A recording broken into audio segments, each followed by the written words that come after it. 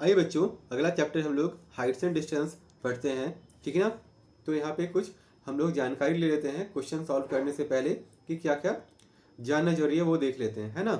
तो देखिए, line of site क्या होता है पहले वो जान लेते हैं।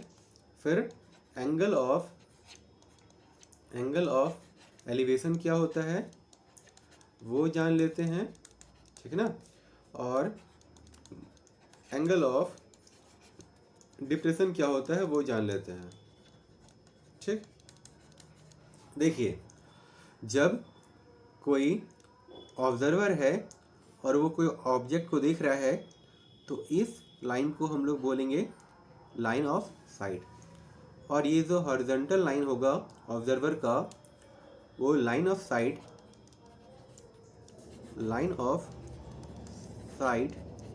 और जो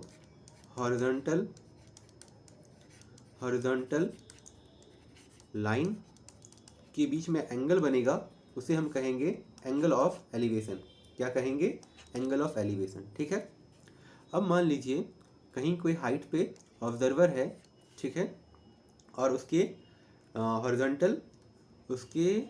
हॉरिजॉन्टल लाइन के नीचे कोई ऑब्जेक्ट है। जैसे यहाँ पे ऑब्जेक्ट था, ठीक है, और यहाँ पे ऑब्जर्वर था, ठीक है। यहाँ पे ऑब्जर्वर था ना, और यहाँ पे ऑब्जेक्ट था, ठीक है। यहाँ ऑब्जर्वर है, ठीक है, और यहाँ पे ऑब्जेक्ट है। और ये ऑब्जर्वर जो है इस ऑब्जेक्ट को देख रहा है और ये स्ट्रेट लाइन बनेगा, ये हमारा लाइन ऑफ साइट कहलाएगा। और ये हॉरिजॉन्टल लाइन है, ठीक है ना, हॉरिजॉन्टल लाइन है, ठीक। तो इसके बीच में जो एंगल बनेगा ये होगा एंगल ऑफ डिप्रेशन। इतना तो हम लोग जान गए हैं, ठीक है। अब हमको जानना है क्या कि जब हम हाइट एंड डिस्टेंस पढ़ेंगे तो उसमें हाइट एंड डिस्टेंस जो चैप्टर है वो एक्चुअली एक ट्रिगोनोमेट्री का चैप्टर है ना। ट्रिगोनोमेट्री का चैप्टर है, ठीक है। तो हमें क्या जानना होगा, ट्रिगोनोमेट्रिक रेशियोज क्या होते हैं, ठीक है। तो sine theta, cos theta, tan theta, cot theta, sec theta और कॉसेक थीटा, ठीक है। इसके फॉर्मूले भी जानने होंगे, ठीक है। और कौन कौन सा, मान लीजिए कभी टेन थीटा यूज हो जाता है, कभी साइन थीटा यूज होता है, कभी कॉट थीटा यूज होता है, तो उसका फॉर्मूला पता होना चाहिए हमें, ठीक है। तो साइन थीटा का फॉर्मूला क्या होता है,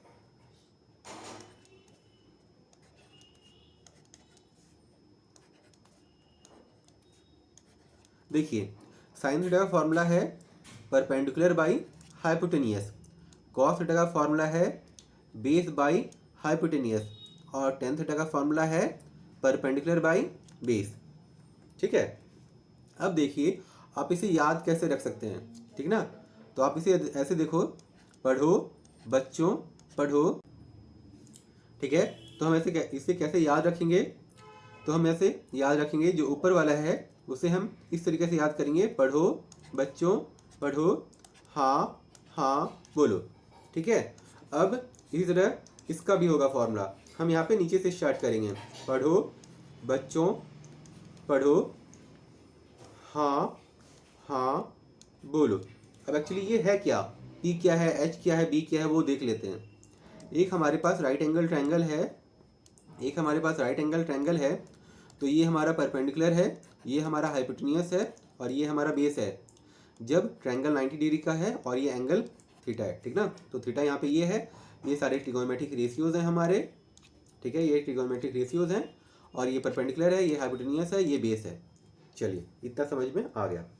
अब क्या करना है ना, मान लीजिए जब हम लोग ये चैप्टर पढ़ेंगे तो आपको दिया होगा कि साइन 30 डिग्री, थीटा की जगह क्या देगा कि साइन 30 डिग्री। ये जो एंगल बना रहा है, ये जो मतलब वो जो ऑब्जर्वर है वो ऑब्जेक्ट को देख रहा है, उसके बीच में जो एंगल ऑफ एलिवेशन है या कुछ है वो साइन 30 डिग्री है, टेन 30 डिग्री है या टेन 60 डिग्री है, कुछ भी है, ठीक है ना। तो आपको पता होना चाहिए कि साइन 0 डिग्री का वैल्यू क्या होता है, साइन 30 डिग्री का वैल्यू क्या होता है, साइन 45 डिग्री का वैल्यू क्या होता है, या टेन का या कॉस का वैल्यू क्या होता है, वो जान लेते हैं। ये इंट्रोडक्शन चैप्टर है, तो आपको मैं कोशिश कर रहा हूँ कि अच्छे तरीके से सब कुछ बतला दूँ, ठीक है। उसके बाद आप लोग क्वेश्चन देख सकते हैं, है ना। चलिए, तो हम अब देखते हैं कि वैल्यू क्या होंगे सारे ट्रिगोमेट्रिक रेशियोज के। तो सबसे पहले साइन, फिर कॉस, फिर टेन, फिर कॉट, फिर सेक, फिर कॉसेक, है ना। अब देखिए, ये हमारा 0 डिग्री है, ये हमारा 30 डिग्री है, ये हमारा 45 डिग्री है, ये हमारा 60 डिग्री है, और ये हमारा 90 डिग्री है, ठीक है। देखिए, जब आप ट्रिगोमेट्री चैप्टर पहले पढ़ोगे स्टार्टिंग में, तो आपको बता दिया जाएगा कि साइन 0 डिग्री का वैल्यू कैसे निकालते हैं, साइन 30 डिग्री का वैल्यू कैसे निकालते हैं, साइन 45 का वैल्यू कैसे निकालते हैं, 60 का और 90 कैसे निकालते हैं, ठीक है।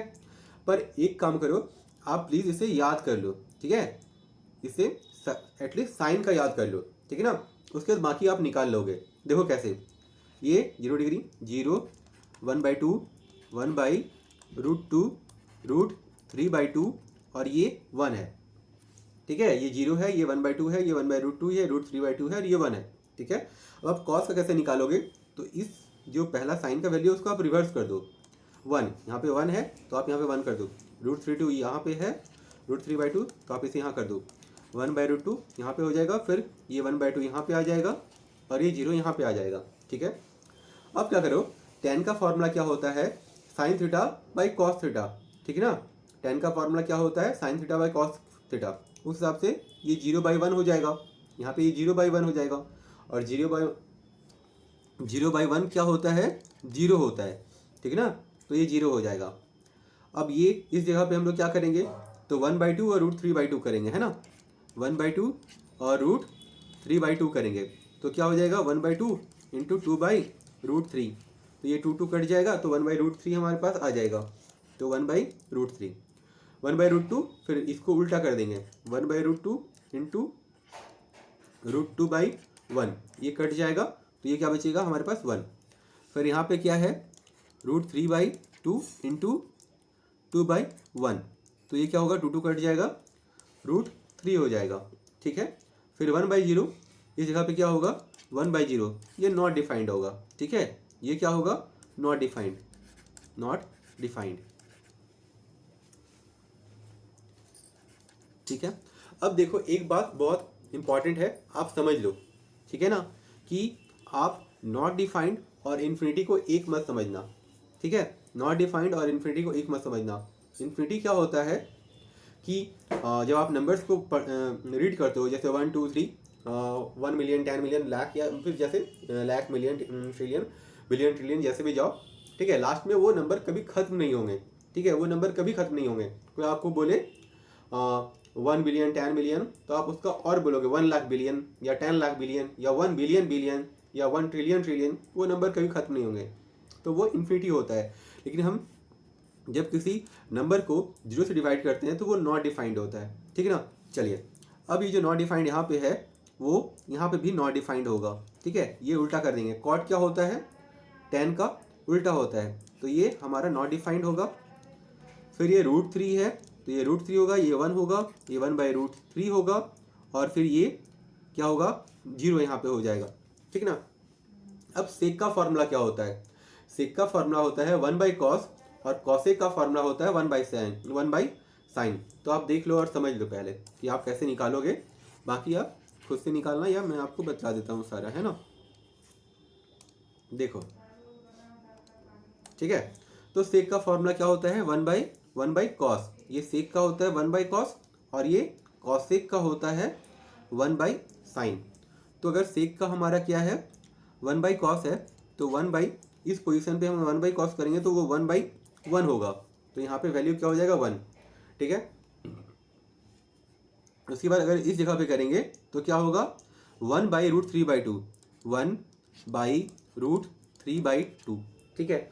तो अब हम इसे कैसे सॉल्व करेंगे, नीचे 2 नंबर है और ऊपर एक ही नंबर है, तो देखो, ये जो बड़ा वाला डिवाइड होता है ना, उसके ऊपर हम 1/1 लिख सकते हैं, ठीक है। इसके नीचे 1 होता है, तो 1/1 गुना 2/√3, √3, तो ये 2/√3 हो गया, ये 2/√3 हो गया। फिर इस जगह पे क्या करेंगे, इस पोजीशन पे 1/sin करना है हम लोग को ना, सॉरी, सेक का 1/cos होता है, ठीक है, तो 1/1 1/1 ठीक है, 1√3/2 हाँ सही है। फिर ये कॉस, सेक का कॉस होता है 1/√2 1/√2, तो इसे उल्टा करेंगे तो √2 हो जाएगा, यहाँ पे √2 हो जाएगा, ठीक है ना। और फिर क्या है यहाँ पे, तो कॉस होता है तो 1/1/2, तो ये 1/1 और 2/1, तो ये 2 हो जाएगा। और सेक की जगह 1/cos, तो 1/0 1/0 फिर से हमारा क्या होगा, सेक का फॉर्मूला होता है 1/cos, सेक का फॉर्मूला क्या होता है 1/cos, ठीक है। तो 1/cos की जगह यहाँ पे 0 है, तो 1/0 नॉट डिफाइंड हो जाएगा, ठीक है, नॉट डिफाइंड। अब देखो कॉसेक का फॉर्मूला आप दो तरीके से निकाल सकते हो, एक तो ये सेक का उल्टा होगा, ठीक है, या तो फिर 1/sin कर लो, दोनों तरीके से वो सेम आने वाला है। चलो हम लोग कॉसेक का उल्टा कॉसेक का 1/sin करके पहले देखते हैं। तो 1/sin 1/0 ये नॉट डिफाइंड आएगा, ठीक है, नॉट डिफाइंड। और देखो यहाँ पे भी ये नॉट डिफाइंड ही है, ठीक है। फिर आप देखना यहाँ पे 2 आएगा जब आप कॉसेक इक्वल्स टू 1/sin करोगे, ठीक है। तो कॉसेक इक्वल्स टू 1/sin है, तो 1/sin की जगह क्या है 1/2, तो 1/2 करेंगे, 1/1 इंटू 2/1, तो 2 आ रहा है, ठीक है। अब देखो आप दोनों तरीके से सही देख रहे हो उसे, आप जब उल्टा कर रहे हो तो यहाँ पे 2 आना चाहिए था, यहाँ पे 2 है, क्योंकि हम सेक को कॉसेक का उल्टा करेंगे, क्योंकि जैसे हम कॉस का साइन किए थे। और एक तरीका क्या है कॉसेक निकालने का कि आप 1/sin भी कर लो, तो दोनों से वो सेम आ रहा है, तो हम इसे √2 करेंगे, 2/√3 करेंगे और ये 1, ठीक है। आप जिस भी तरीके से करना चाहो सही आएगा। अब आपके पास वैल्यू है, प्लीज़ आप इसे याद रखना, ठीक है, इस वाली लाइन को जरूर याद रखना, है ना, इस वाली लाइन को जरूर याद रखना, ठीक है। अगर आप इसे याद रखोगे तो सारे के सारे का वैल्यू निकल जाएगा। हाँ, अब आप बोलोगे सर हमें ये भी जानना है, हमें इतना बेसिक जानना है कि इसका वैल्यू हम कैसे निकालेंगे। तो आप जब ट्रिगोनोमेट्री पढ़ोगे तो उसका पहले ही स्टार्ट होता है, तो उसमें आपको बताया जाता है कि आप sin 0, sin 30, sin 45, sin 60 और sin 90 का वैल्यू कैसे निकालोगे, ठीक है। चलो ये तरीका है कि आप सारा वैल्यू जान पाओ, लेकिन मैं कहूँगा कि आप प्लीज़ ये याद कर लो, ये वाला लाइन एटलीस्ट याद कर लो। तो हम लोग क्वेश्चन बनाते हैं, है ना, चलिए।